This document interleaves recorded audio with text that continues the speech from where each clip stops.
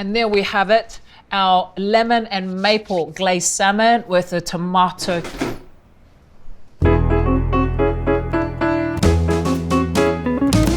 Hi, I'm Monica Galetti and I am beyond excited to be working with the Gozney Dome. So in this bowl, I've got my flour ready to go, bit of salt, got our yeast in there as well. We've got some oil and water. Okay, so we're just going to mix your dough. And if you want, get it into the mixer. It's easier, it's quicker. So I just stirred the mix together with a wooden spoon, if you're doing it by hand. And then just like any dough, just start to work it together. And what's really important about this recipe is that you let it rest a good few hours in the fridge. Even better if you can make it the day before and let it rest overnight, okay, before you use it. Okay, so ready. And you can oil the bowl just a little bit so it doesn't stick. That's simple to do your dough. Right guys, so on the side here, I have my pizza dough, which has been proving, and I've shaped it into balls and left it for about 20-30 minutes. We're going to take some semolina, and I find semolina is the preferred flour that I like to use because it just prevents it from sticking. You know, it's a bit like sand. When you're shaping it into a ball, what you can do is put some cheese onto it, form it back up into a ball, let that rest, and then do the same thing, press it out, roll it, and into the oven, and then there, it will have a lot of nice melted cheese through it. Just an idea if you wanted to do it. And it's that simple, okay? So, ready to go in. Make sure your dome is nice and hot. Yeah, it's hotter now. Yeah, it's amazing. That came up really quick. Yeah, we'll jump up fast, eh? That was a dog's bollocks. And there we have it, our really quick puff bread or pita style bread.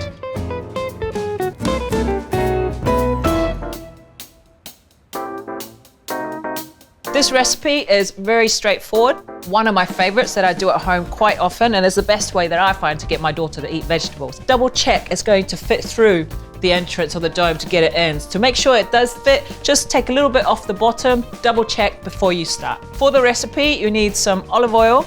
We've got some lovely sea salt to go with it. I'm using smoked paprika. I also love to use, curry powder and other spices if you want. So we want to mix it through really well with a brush. I'm also using rosemary. Feel free to use whatever you have available to you and what you enjoy. If you don't want rosemary, leave it out. Use some thyme, for example. Just roughly chop it up into your oil and just really mix it through. Get some tin foil, cauliflower in the middle. And we just want to gently open it up. Take the outer ones off, but the more tender leaves, they're actually really delicious when you cook them as well. And it also protects the cauliflower, so it steams a bit more inside.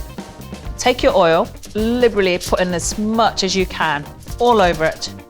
So it really soaks through into your cauliflower. It's not even cooked yet. Be really generous with tin foil. Make sure you've got plenty of it so you can just bring it all up. And that is going to steam and bake in the dome for about 40-50 minutes. And then in the last 10 minutes, I'm going to just gently open it up. And if it needs a bit of color, just let it, cook for another 5 minutes to finish. So my cauliflower has been in the dome for about 45 minutes.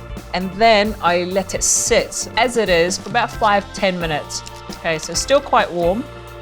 And when I serve this at home, I literally just open it up and put it onto the table, and everyone just gets a spoon into it and helps themselves. And that's how simple it is. Beautiful baked cauliflower. And I've made a rocket and basil pesto to go with it.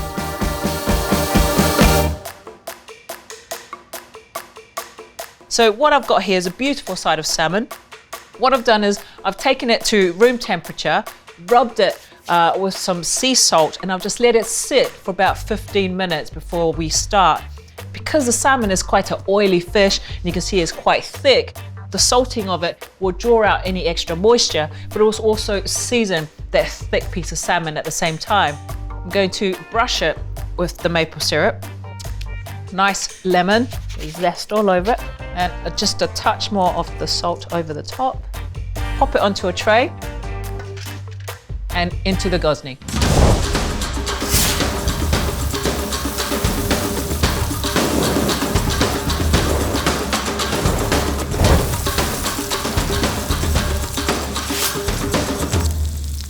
So my salmon has just come out the Gozney. I've just moved it to a sharing board. So what I like to do is just have everyone just sort of cut in and take a piece of this. I have here tomato salsa, just chopped tomato, some garlic, some spring onion through it, and olive oil over the top.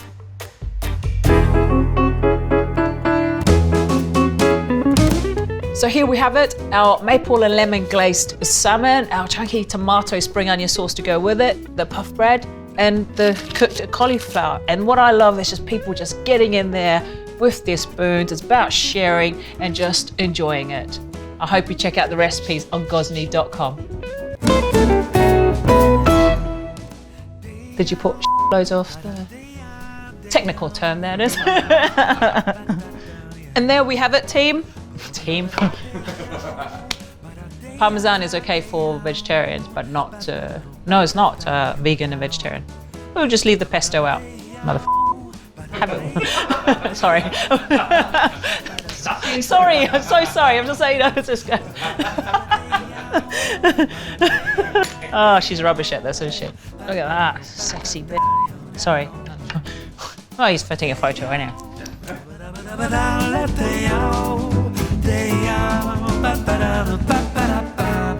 You guys are weird, but it's good, it's good.